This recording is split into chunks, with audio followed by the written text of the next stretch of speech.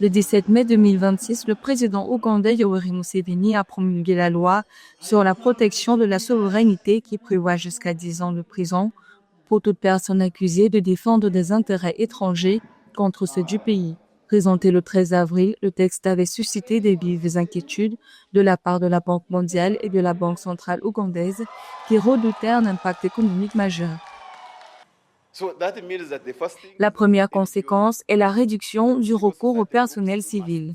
Si les effectifs des organisations sont diminués, cela signifie que les services destinés aux populations vulnérables ne pourront plus être assurés correctement. Initialement, la loi imposait à toutes les ONG financées depuis l'étranger de s'enregistrer comme agents de l'étranger. Face aux critiques, le Parlement a amendé le texte le 5 mai, limitant cette obligation aux organisations impliquées dans des activités politiques directes.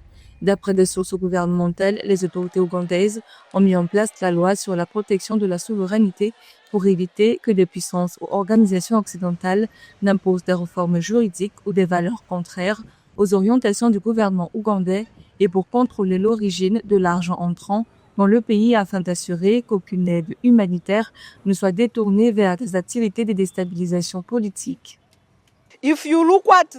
La majorité des entreprises de télécommunications opérant dans le pays sont étrangères. Les employés de groupes comme MTN Group et Airtel, ainsi que leurs agents pourraient ainsi être considérés comme des agents étrangers.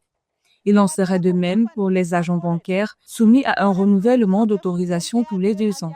Une situation qui fragilise fortement la stabilité de l'emploi au sein des entreprises internationales en rendant difficile l'obtention de contrats de longue durée, notamment de 5 ans.